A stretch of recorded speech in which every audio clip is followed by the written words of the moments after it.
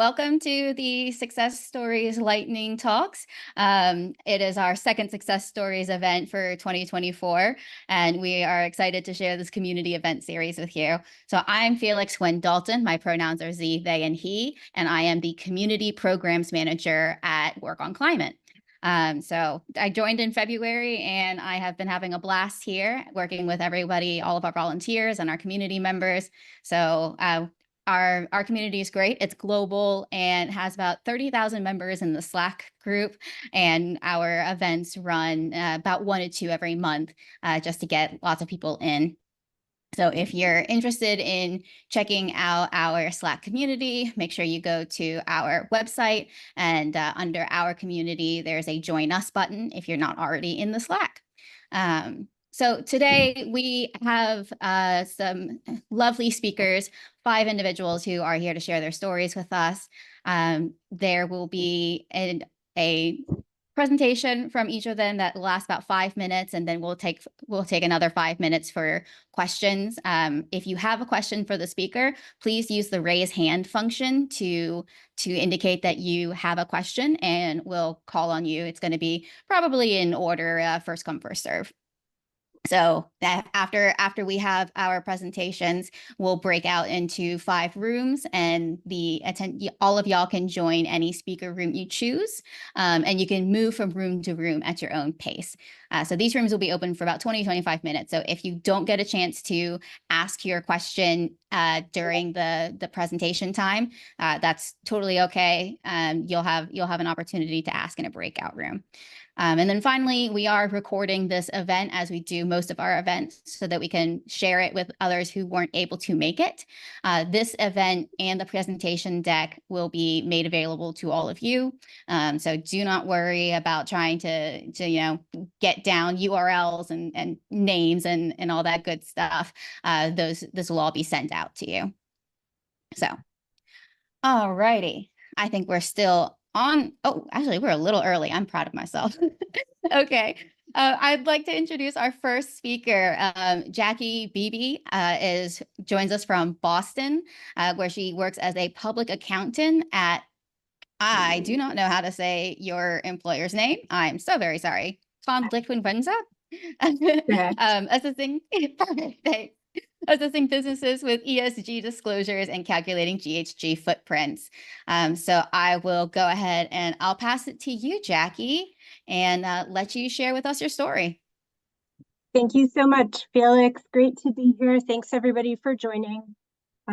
So as mentioned, my name is Jackie Beebe, and I really appreciated this opportunity to talk about ecosystem barriers for getting into climate work, and then a little bit about my proven strategies for what's worked for me before, but also what's currently working for me. So let's start with the barriers.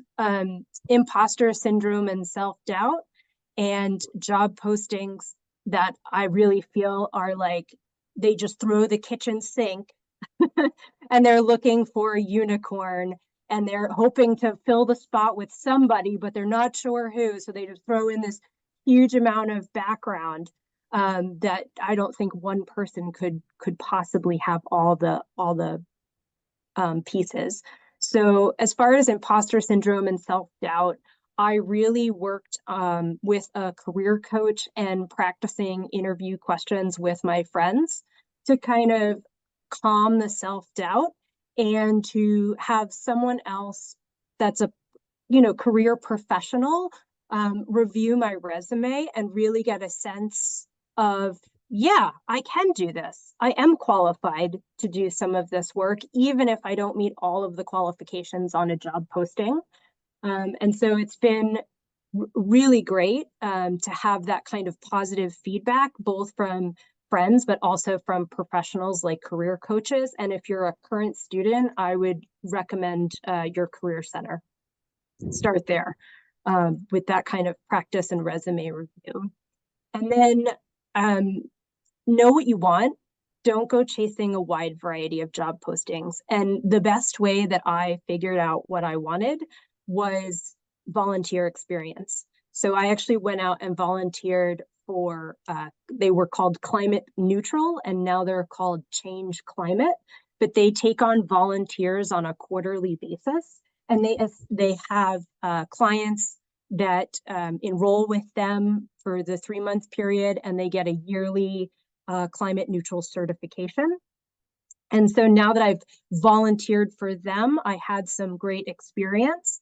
And I now look for that label on things when I need to purchase something. I'm like, oh, there's the climate neutral label. Like, I understand what that means, and have a bit of confidence. So that was really a great opportunity to volunteer.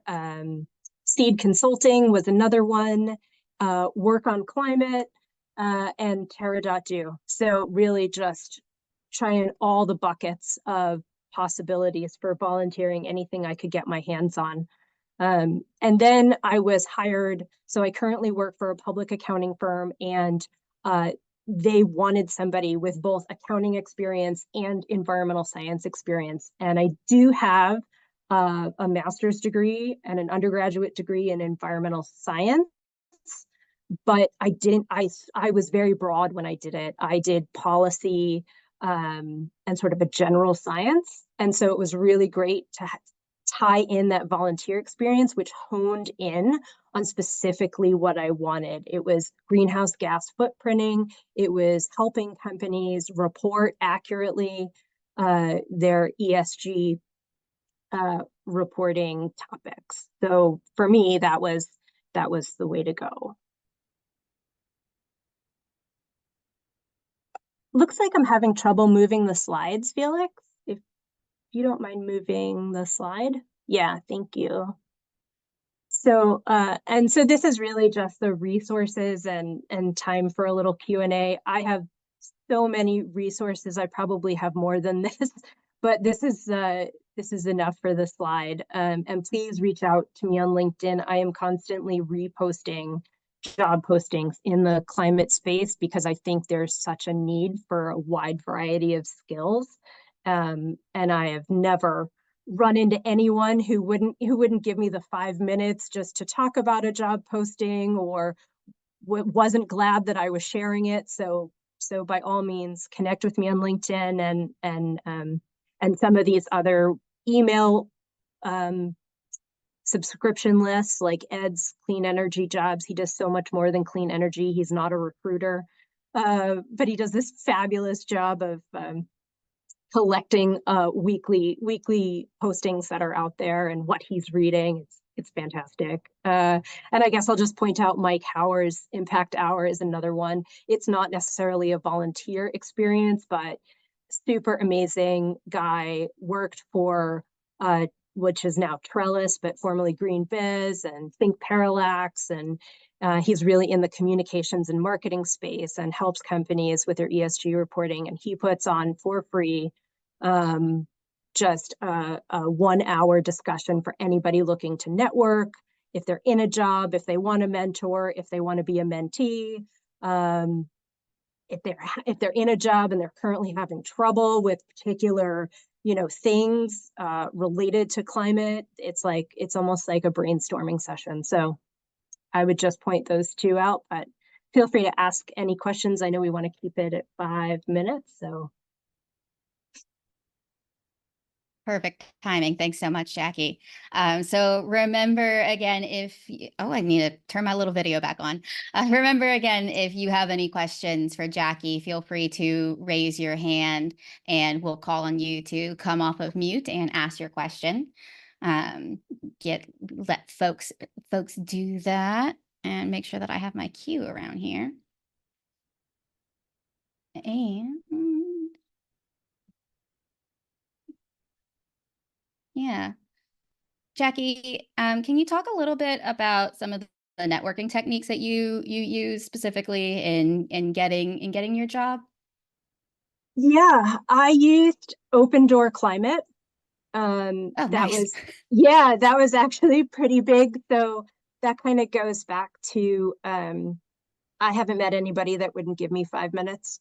And in trying to figure out what exactly I wanted, I sort of utilized this insanely huge list of professionals that are willing to give you their 10-minute, kind of coffee chat, virtual networking, and you get to talk to them. How did they get there? What do they do? What kind of experience do they have?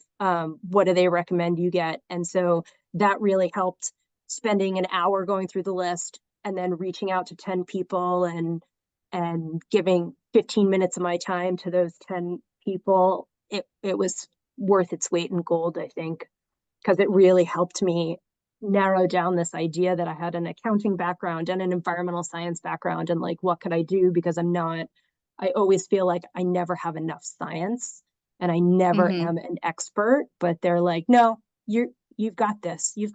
And eventually I got a job posting that kind of fit what I was looking for, fit my background, applied, used the career coach to send the application. That was super helpful with keywords and making a cover letter, and then interview, and then I ended up getting the job.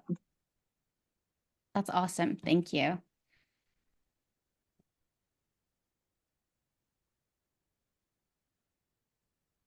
And just a quick follow-up question, if folks don't have anything that they want to chime in with, I'm leaving a little bit of space here for folks to do that if they're a bit shy and debating whether or not to hit that button.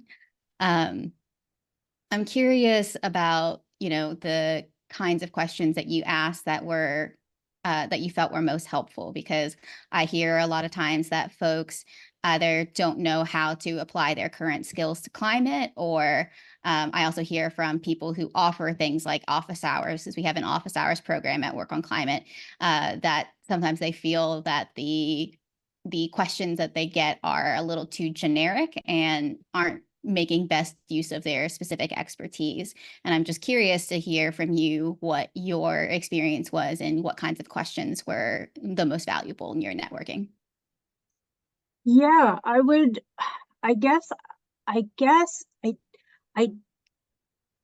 because I focused on asking people that had either an accounting background or like an ESG reporting background or position, that's who I really focused on for asking my questions to. And then I could drill down to very specific questions about things like, hey, I noticed in your LinkedIn profile that you have, accounting experience at the Big Four. Did you feel like that was what got you your foot in the door? Because I know, being someone who transitioned from forestry to accounting, that I am never going to work for the Big Four.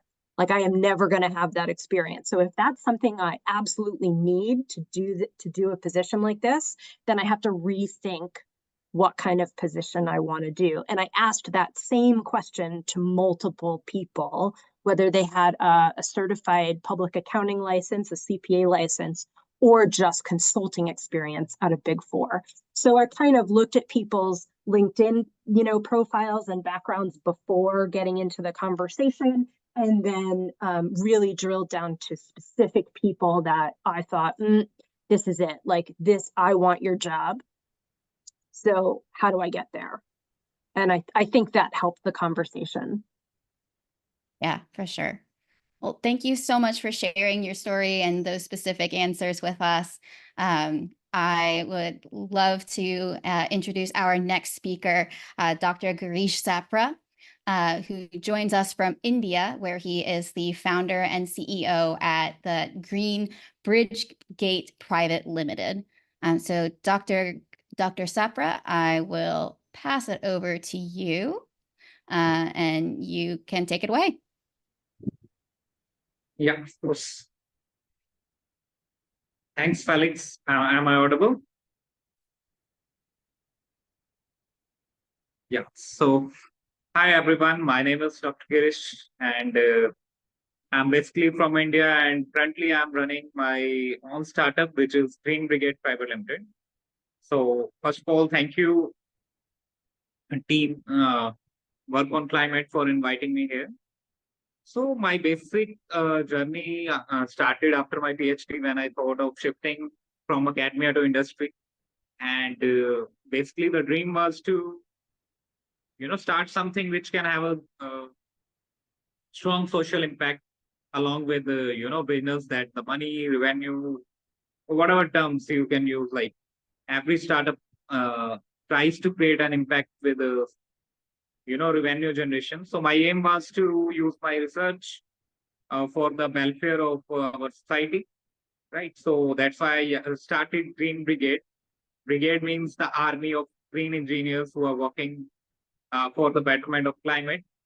And yes, the initially uh, like I transitioned from my PhD, I was not having that much knowledge about startup ecosystem. So I first took a job as a project manager, and I mentored.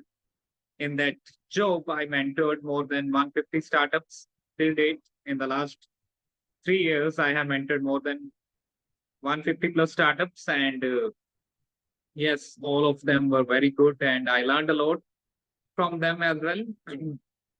And then I transitioned, thought of starting my own. By mentoring so many startups, get a feel from inside, like you should start your own. And in that way, I started. So my startup basically works in, waste management and energy. And we are primarily focused on creating a social impact with focus on environmental social governance and sustainability. That is our core areas of working. And I took this startup. I started this startup after I got a pilot project from Indian government.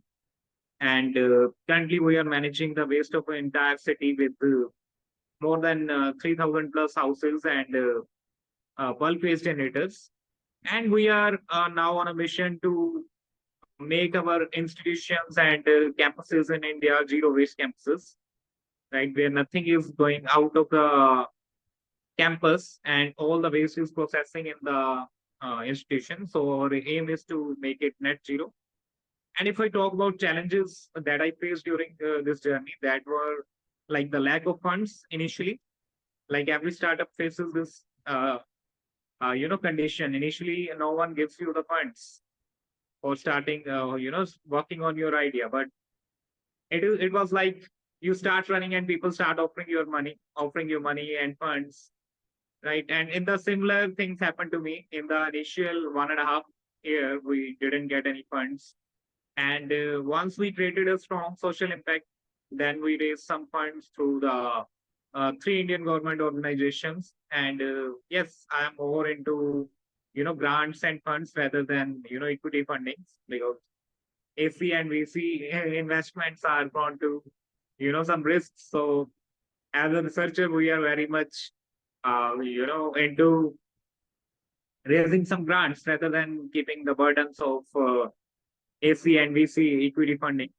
Right. So yes, we have raised the funds, and we have made a product which can segregate the mixed solid waste into biodegradable and non-biodegradable waste, through which we are generating the value out of waste, which everyone is talking. But yes, very few people are actually able to do this, and I'm proud to say that being a mechanical engineer, I was able to develop this kind of product. And if someone is interested, we can definitely talk in breakout room, because 5 minutes are there. And now I'm open for any questions that you have.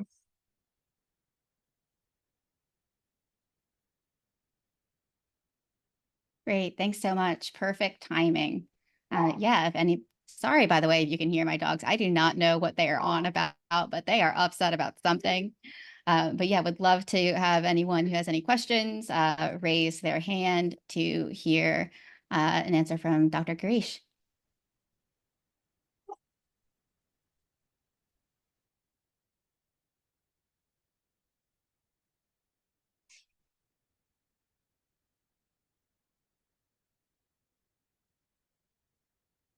Corey, I saw your hand first, and then Keith. Yeah. Can you hear me okay? Yeah. Yep. Dr. Girish, I think this, some of your story resonates for me just in terms of like, the struggle with finding the right job, and then, identifying some of the places that you could make an impact, and then starting your own thing. I guess just any follow-on thoughts about, how to balance that out, how much if you're still making a decision between, trying to find full-time work versus starting something of your own, how to navigate that balance. Yeah, so many people I got the advice after my PhD, like you should take a job and side by side you start your own startup. That is the most common, advice when you, shift into the startups. People usually give you advice like start working on the idea with your job, but it hardly happens. I tried it, but then I shifted to this when I was having emergency funds for 1 year. So that I was having, and I was confident that I will survive with these funds. So I took the, a brave decision, I would say, because leaving a job after, a high paying job after your PhD is not a easy decision. And earlier we were not able to, uh, reach break even till our first 6 months. We were spending from our pockets, but we were not generating that revenue so that we can sustain. But with God's grace, we were able to achieve break even after almost 7 months. And slowly and slowly, the thing started working for us. And we raised grants by product development. And yeah, it works. Then, when you start running, people start offering you the shoes. That's what I have experienced in my journey. Yes. Thank you. Thank you, Gaurav. Thanks, Keith. And then I think we actually will have time for Keith and Kevin and Kevin's question too. Hey, Girish.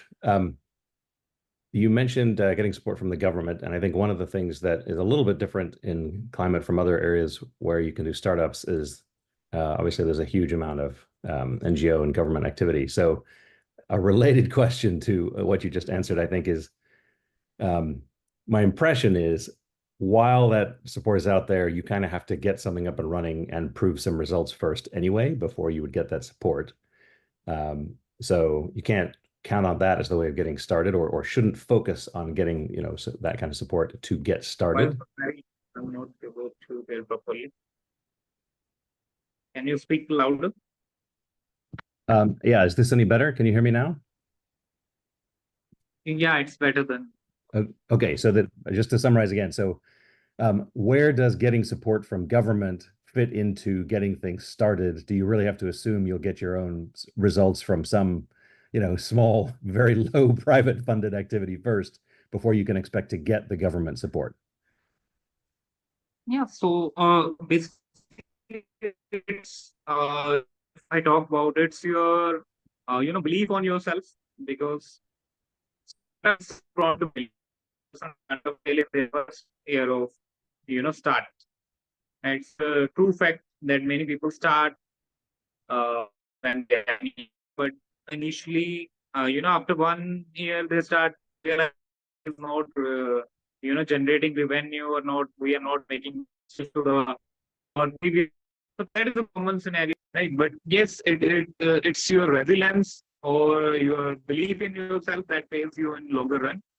And when you have PhD, you are a guy with a huge patience level, and I think PhD is the best journey for entrepreneurship.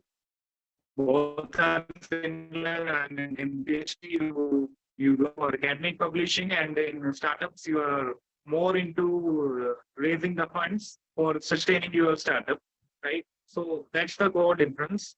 And raising the government grants initially is very safe because you don't have to pay them back, and there is no mental pressure of angel and VC investors in the initial, because you have not established the proper business model.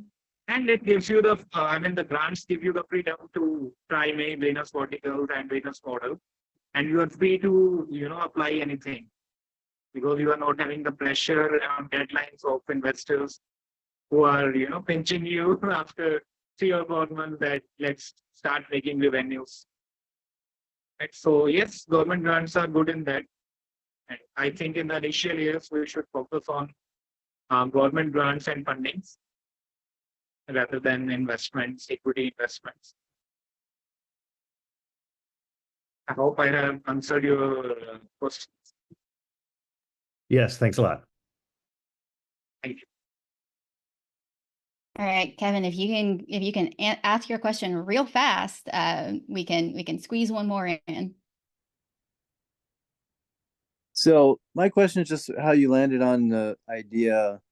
Did you do any kind of primary research? I know your PhD. Did it something that was within your PhD program and studies that kind of led you to this? Just kind of wanted to get a quick answer on that. Yes. So in my PhD was focused on carbon footprint of heating systems. So basically, it was in energy. Right, Okay. but I learned a lot from my PhD, and then when I mentored some startups, and I came to that problem should be a problem. It should not be a problem generated by a founder, because many people generate the problem and then they propose their solution. So problem should be like, it should be actual problem, or it should be having some pain points which users are facing. And that's why, I realized that waste with rapid urbanization and population growth, we are producing a lot of waste, Right. and need some persons who are actually can, solve this issue of rapid generation of waste. And that's why I, shifted into this waste management domain after my PhD. And it was basically the research and R&D work that I do after my PhD. It was another PhD for me to work on waste management, because I was not having that much experience in waste sector. But yes, when you are starting some startup, you have to do research like you do in your PhD, or you have Right. to be very much clear with your problem statements, or define it properly with design thinking. So that's what I have done. I literally followed all the steps of design thinking by emphasizing with the organizations who are facing waste problem, and then I defined the problem, and then I basically started pilot project and getting reviews from the user about my products. So Yeah. they give me the healthy feedbacks to improvise, and with their inputs, I was able to develop the machine that I'm talking about. Mhm. Yeah, so it gives you a lot of freedom once you have a proper feedbacks from user. So you improvise by getting their suggestions and implementing them with as you face challenges. Right. So startup is all about coming with the obstacle, solving it, and then again doing it. It's an iterative process till your business model starts working. Right. Okay. Yeah, it's trial and error. I understand. Thank you. Yep. Great. Thank you so much for those excellent questions. And Dr. Girish, thank you for sharing your story and helping folks kind of find their way. Next up, I'd like to welcome Janine Bitencourt. Janine, whoops, sorry, my little script went away. Janine joins us from Sao Paulo, Brazil, where she's an international communications consultant. And at Souvie, it just keeps running away from me. At Souvie Organic Cosmetics, as well as a co-founder at Yes NYC. So Janine, if you are ready, please take it away. Hi, I'm Janine, and I'm working in the communication field for more than 25 years old, 5 years now. I'm Brazilian, and English is not my main language, but I'm here to try to work on climate as you are working, because only for staying here and listen and inspiring or get inspired of, we are or working on climate, I think, because we are communicators, and in some way, and if you are living your life in a purpose way and buying for sustainability brands, I think we are already working. But I started in the mainstream advertising market, and I got tired, and with how things worked at that time, and I started working for organic certified companies. And in the beginning, it was more an educational work. And even now, it's all about stories and data that we can share, and for people to understand more about the field and how brands can connect their activities and in the sustainability and necessities and needs nowadays. So I found some barriers like this greenwashing, this fake speech, and against the legit efforts of small brands. And I represent a small brand, a Brazilian brand named Souvie Organica.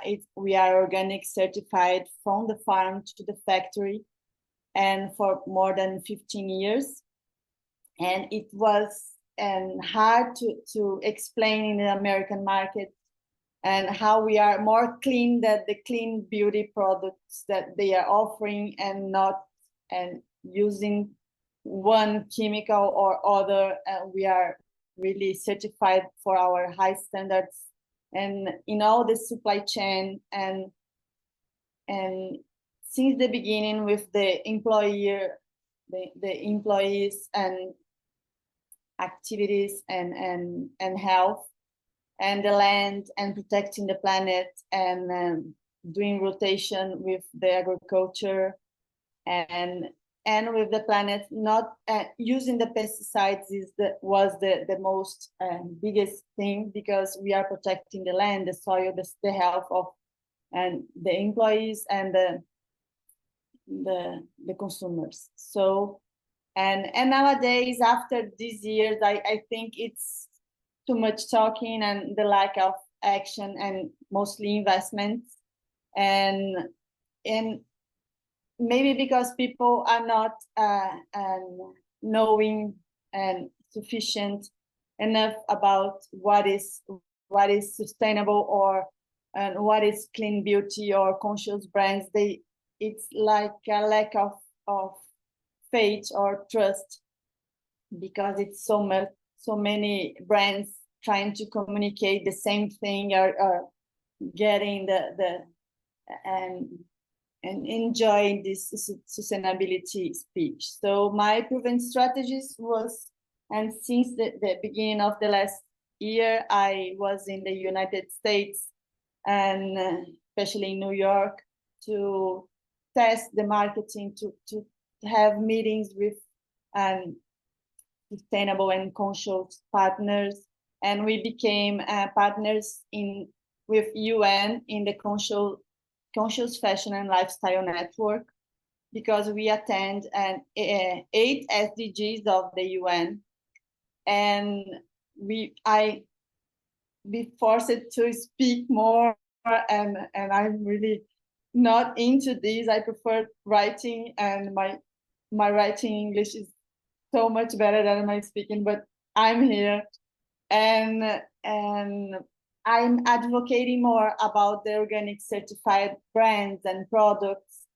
And also we had an opportunity to become part of a small platform, a marketplace online for small female-owned brands, and in Brazil to sell in the American market. So Souvie was one of the brands to be partnered with YesNYC.com. And when I recommend, it's to attend events and looking for partnerships and collaborative marketplaces, because there is an expression that imperfect activism. And for me, it's resonated so much with my values, because it's like this. We have to work in collaborations to I don't know, gain tracking and spread the news faster. I don't know if you know, here in Brazil, we have the worst quality of the air ever, because of the criminal fires that and toxic smoke, and this week.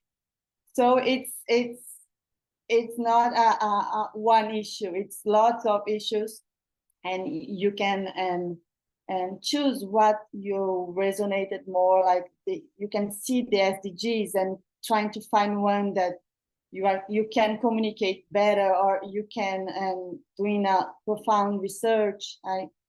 Maybe this is my path, and this is what I recommend it for.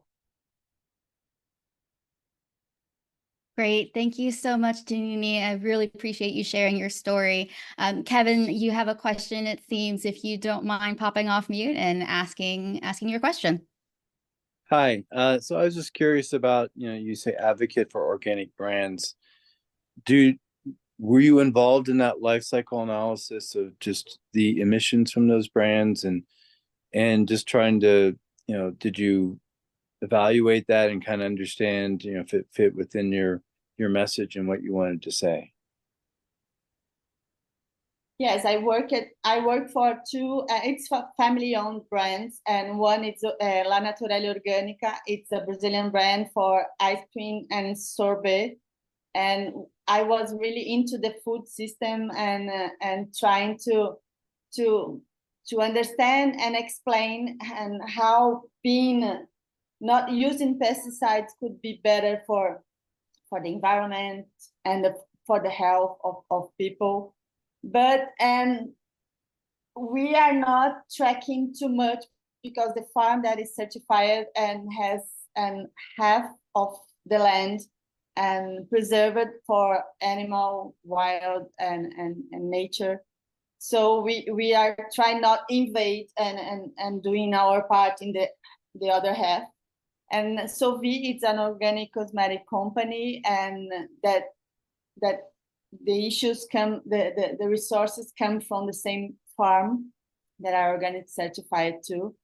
And Souvie already exports for Australia and Italy because of the EcoCert and Cosmos and certification.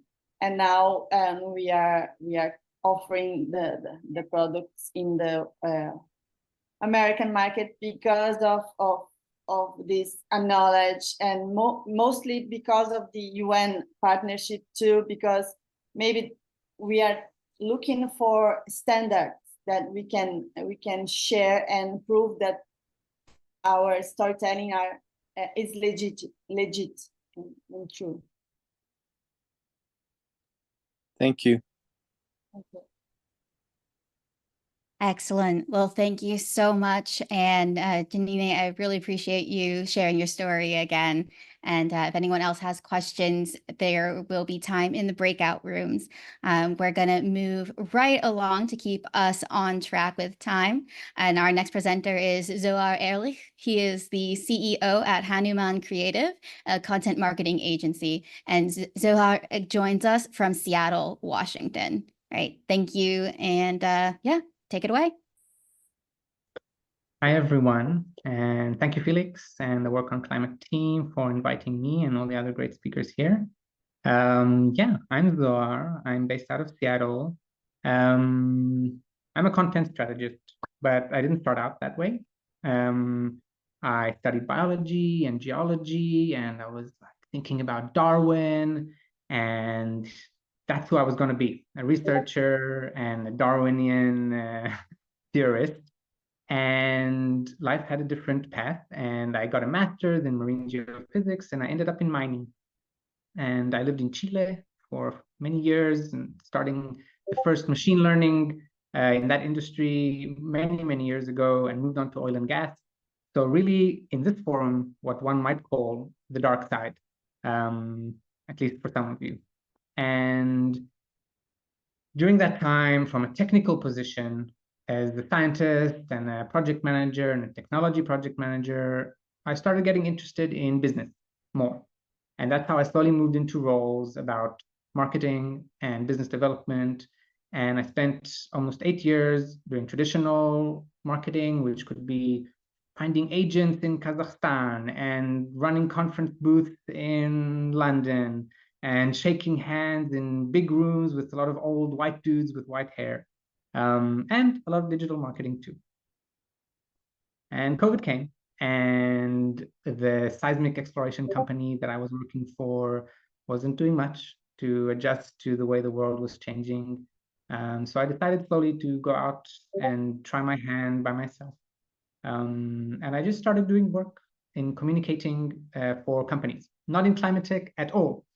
So these websites and writing brochures and helping writing reports. And slowly, over 2 years, I built a big portfolio of a lot of companies that I'd worked for. And only after that, in the last 2.5 years, my original schooling kind of came together with this big push and coming forward to the public awareness, at least in my mind, of the climate challenge. And I've now focused all of my work and my freelancers that I work with on climate tech. So now all of our clients are climate tech, and what we do is helping them set up static assets, so websites, brochures, pitch decks, and then keep on communicating as these startups grow with LinkedIn, social, blogs, video, webinar, etc. So that's kind of the overview, and I hope to come on this call to share and maybe inspire a little bit those of you that are thinking, hey, maybe I can do this by myself. Maybe there's a little space for me with the skills that I have, and they don't need to be in marketing, and they don't need to be in anything that any of us have talked about here. And I do want to go back to my little quote that they asked me to put on here. Felix, let me go back. There we go. There's an opportunity for every professional in every industry to join the climate mission. So if you're in ice cream and you are an accountant in ice cream, there's a way for you in that role where you are right now or wherever in that industry to help climate mission. And I think that's if you take anything away from this talk, all of us today, it would be that. Because what I see and all of us in the community that are working here already see is that there isn't climate tech, there isn't a climate industry. Everything is climate, everything is going to be climate. So whatever you're doing can be adjusted towards that. So in the mind of like solopreneurship, my barriers and strategies are kind of in that direction. And if you're interested more, let's hit a breakout room together. So barriers of clients, lack of knowledge.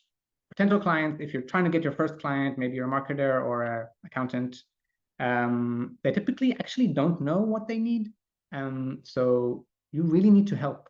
You need to speak more, put drafts on the table, write quotes that are explanatory and not very vague, and help people figure out what they need. And that is really worth money, I can tell you. Just helping people figure out what they want. Got you, Felix. Lots of uncertainty in tech, in climate. I work with climate tech, so B2B, so carbon capture in the ocean.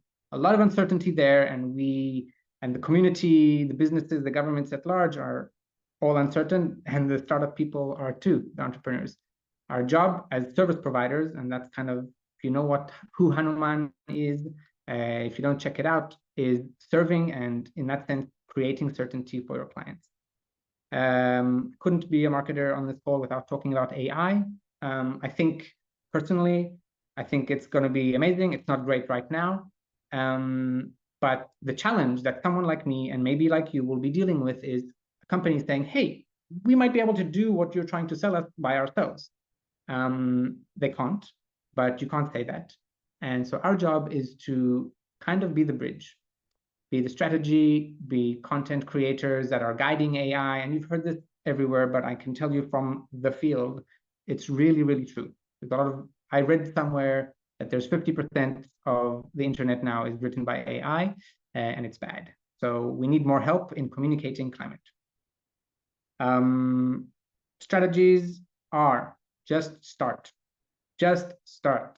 Put the word out there, talk to your friends. Networking for me at the early stage, if you're trying to do something like this, is talking to people you know that trust you already and try to do small jobs. And as my brother would say, optimize for logos, not for pricing, not for big projects. Optimize to get logos on your CV so you can get the other clients. Then you learn and you improve. Serving, I talked about that, and we can talk about it more.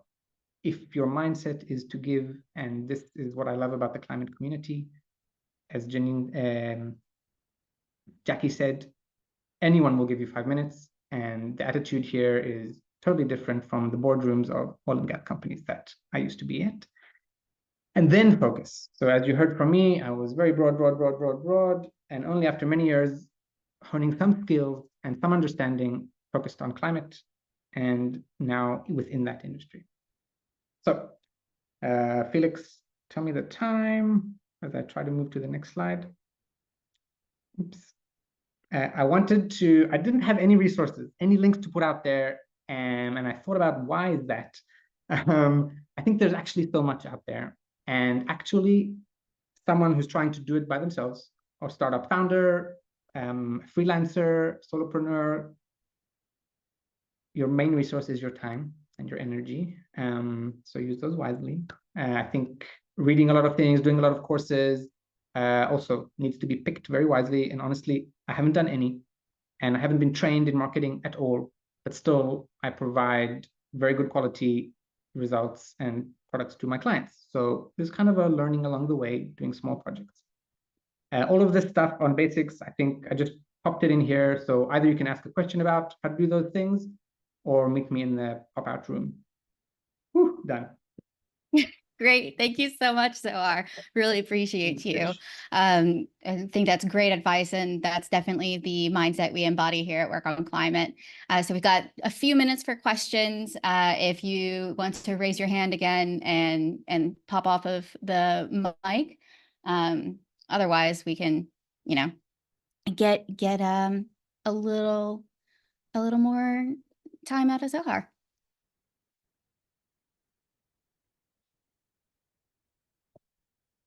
Just a quick little follow-up, Zohar. I'd love to know, if there was a pivotal moment. Oh, you know what? Forget my question. We've got Keith. All right, let's get Keith here. Keith, go ahead and unmute. That was probably going to be a good question, Felix, but quick one. Nah. Zohar, I think you said you work essentially for B2B climate tech startups, and I guess I'm just a little bit surprised that that by itself ends up being a big enough market. Can you just say a little bit about the balance of, being able to focus entirely on climate things versus having enough customers? That's an amazing question, and it's kind of what the main thing I wanted to say in between two slides. What is the need? Like, why do I exist even at all? Why do people like me exist? Many startups in the climate tech scene that are actually like hands-on trying to deal with big climate issues. Again, all the other things are big, and props to everyone else. For example, detecting methane, capturing carbon, alternative fuels for shipping. You got a technical founder or a team of founders that have something amazing that has just come out of the lab, or they've spent 3 years in their basement doing, and they're so technical that they have a lot of challenge communicating this. And we are trying to shift the marketing moment much earlier in the fundraising cycle to pre-seed. So what is the situation? You need to build awareness for the potential investors, and hopefully even the grant providers and signees, about your company even before you've met them. And our motto is, this can be done in a very lean and meaningful way. So early stage startups do not need a $10,000 branding exercise. And that's kind of what I'm trying to bring here. With a bit of insight or a few teaching lessons, you can do LinkedIn by yourself and build 6 months of awareness in the investors before you meet them. So more direct tactics for very technical founders that have trouble communicating in a little bit amount of words, the immense work that they've done over the 5 years or 8 years before that. Okay. And so the initial engagement is very small financially. It's really when that startup grows that it's an opportunity for you. Is that fair? Yes. First of all, I don't work on like success-based options or future like many lawyers might do, or counter. And that's kind of just my personal risk profile. Right? And yes, I think that for me, a couple of $1,000 getting in the door, the beachhead with these companies and really providing value. And when they think they're getting a website, boom, when after our talks, they understand what marketing can be done for their company, but it's not relevant now. I'll see them in 6 months for an ongoing retainer-based solution for LinkedIn. And then with 10 of those companies or 15, and I have subcontractors, then it becomes a business. But for someone starting out, it's also a business because they need to spend a lot of more time learning, and that's fine. Thanks. Thanks for the question. Great. Thank you so much for sharing that insight, Zohar. Really appreciate your climate career change there. And our fifth speaker is Melissa Wilson, who joins us from Co-op Coffees, a green coffee importing cooperative supporting, oops, I always lose this thing, supporting fair and direct trade, benefiting small scale farmers and families and communities. So Melissa, thank you so much for being here, and please take it away. Thank you very much for the invitation to join today. I am very excited to be able to speak to this group. I've been following work on climate for several years now. I definitely joined the platform initially when I was thinking of getting involved in working on climate. It ended up working out pretty organically for me, but I think it's a great community and you do great work. And I also think, I dare say that I have a pretty different perspective to contribute to this community. And I do think it's the most important part of climate action, which is how both the climate crisis and our solutions to it are affecting people and perhaps compounding the cycle of problems when we're only looking at something surgically as a solution and missing the forest for the trees, if you will. So I came into market-based sustainability through fair trade because I wanted to work in international development and rural development. I'm originally from Mexico, and I come from that context in my upbringing. And my work has involved a lot of public-private partnerships, facilitating resources getting to the communities that need it for the things that they needed. And I have really found a niche in, having that understanding and that perspective from the people most impacted by this crisis and least responsible for it, the poor people in the global South. And I came into my job at Co-op Coffees wanting not to leave coffee as I was doing at Fair Trade, and to continue working with these people who are at the cutting edge of organic biodynamic agriculture. But also wanting to delve into climate work, which is far and away the biggest issue affecting all these smallholder farmers around the world who make the majority of the people living in poverty in the world. So with that, I'm not getting the slide to go to the next one. Yes, thank you. Accounting standards kind of take this measurement that carbon has to be sequestered for 100 years for it to have an impact on the climate. And all of these initiatives, will we be around in 100 years? Hardly. For us to know that we're actually making a scientific impact on the climate. So there's a lot of resources that are going towards working on climate. The majority of them are going towards accounting and reporting and standardizing how we talk about it. And if you actually look into the breakdown under the hood, the resources that are getting to the people that are being impacted by the climate crisis are ludicrous, are such a small share of the whole pie. In one case that I studied in coffee, doing carbon credits through agroforestry by planting trees in coffee plants and coffee plantations, it was going to be a total of $20 to $40 per farmer over a 20-year period. So really nothing to make a difference. And carbon accounting and carbon markets are designed to incentivize the worst offenders to decrease their footprint and report on it and be able to talk about it. But it leaves out and it devalues all these people who, one, are not the cause of the problem, their footprint is so small, and perhaps are even part of the solution, like we found working entirely with organic agroforestry smallholder farmers that on average, they are sequestering more carbon than they are emitting.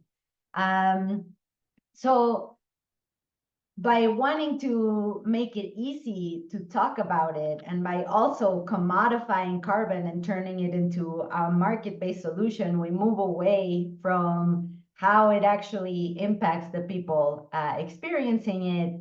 And you know, we don't see how our actions, although well-intended, perhaps lead to the same results, whether we have the carbon market or not. A couple of examples are Amazon, the online sales giant.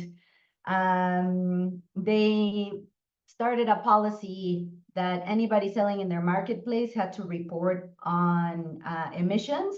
And that really helps consolidate towards the biggest players at the expense of small businesses who may have less capacity to measure and report, but are likely to have a much smaller footprint and are often investing a much larger share of their budgets on sustainability.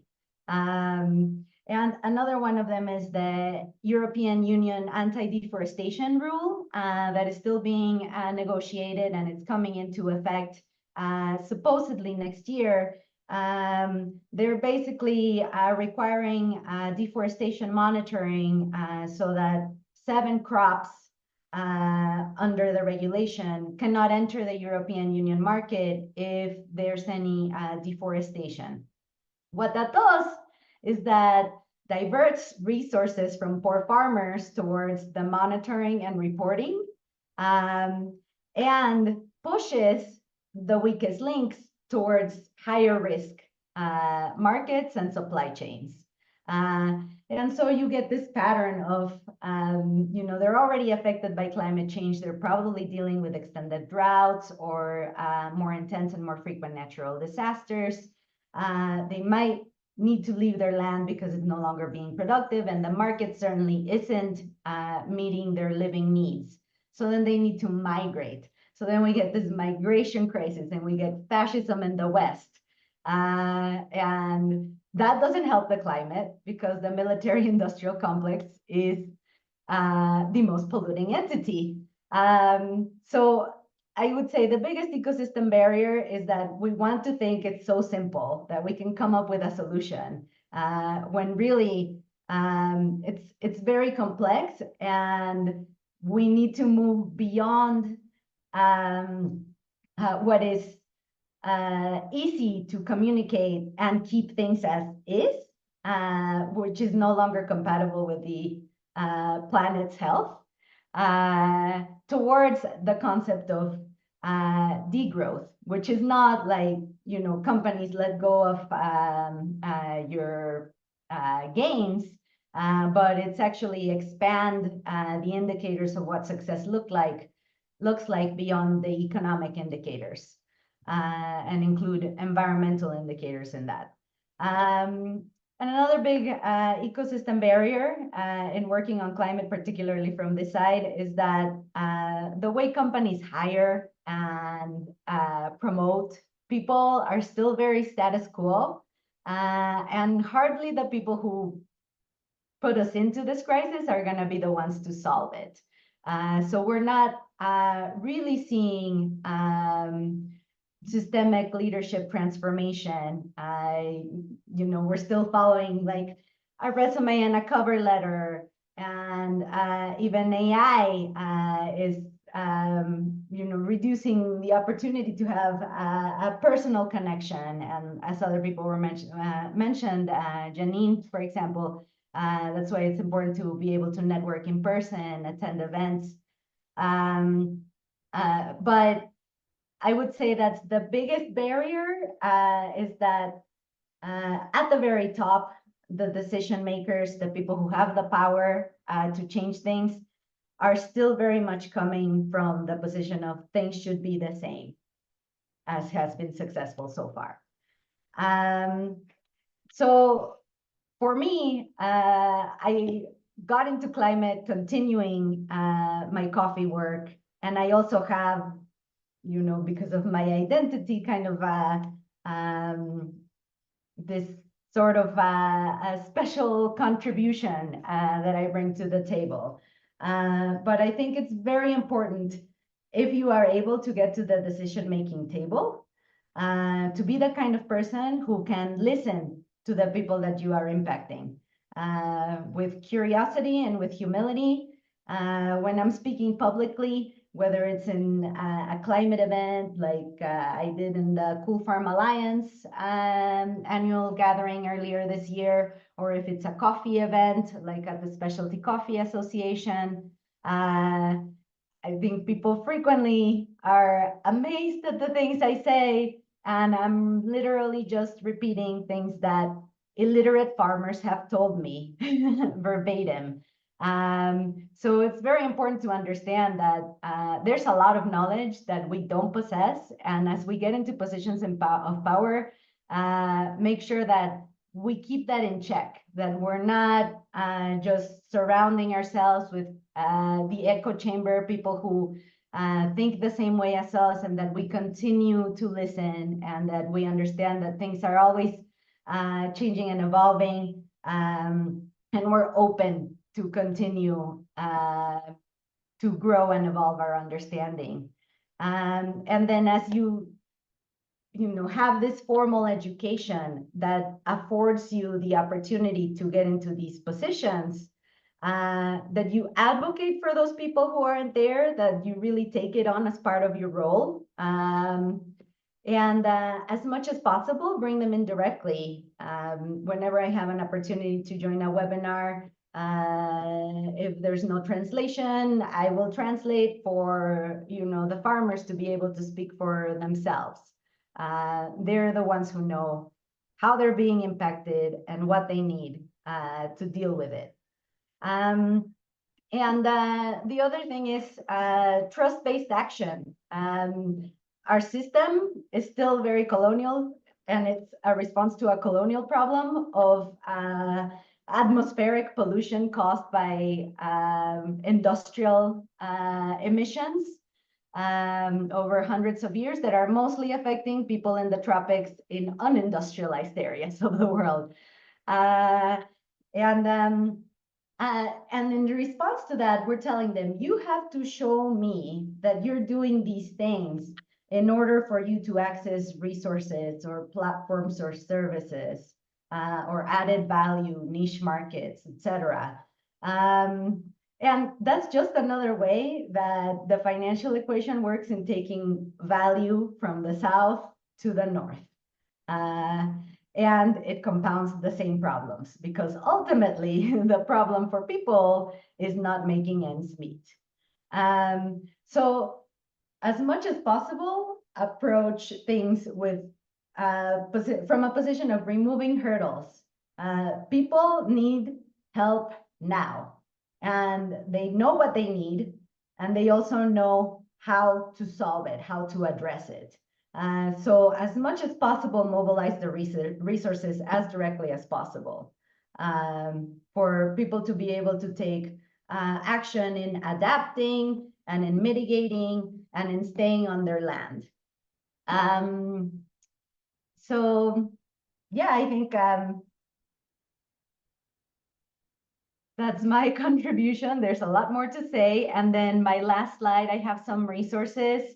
I think this is something that we may not think as climate action traditionally. We are really thinking about, like, how do we manage waste, and how do we reduce water consumption and carbon. But I think that this is actually the most impactful climate action that we can take, because again, we don't know what's going to happen 100 years from now, and we can't guarantee that all this busy work that we're doing is going to have the results that we're looking for. And that's not to say don't hold the large companies accountable, of course, please do. But let's actually put the focus and the resources on the people who aren't the problem and are actually an important part of the solution. So you can learn more about our work in those resources, and that second link particularly has a number of webinars and technical reports on carbon footprinting we've done. Great. Thank you so much for sharing everything that you did, Melissa. Really appreciate you and your time. We are needing actually to go to our breakout rooms to stay on schedule. So if you have questions for Melissa, please make sure you join her breakout room. And again, we will share resources out at the end of the event, and it'll come to your email. So with that, I'm going to pass it over to Nicolette and Angela, who should be ready with your breakout rooms. And I am going to actually hop off because I've got another meeting, but it was so lovely to spend time with all of you. Thanks so much for being here. And I look forward to hearing from any of you as you engage with the community. All right, thank you. We are just returning from our breakout rooms. I hope everyone had time to ask persisting questions they had for our guests. We would love to hear from the audience about the conversation they had or new strategies they learned today that they're willing to implement in their own career transition. It would be so useful for us in the larger community. So please unmute yourself or raise your hand and share your thoughts. You can also share it in the chat.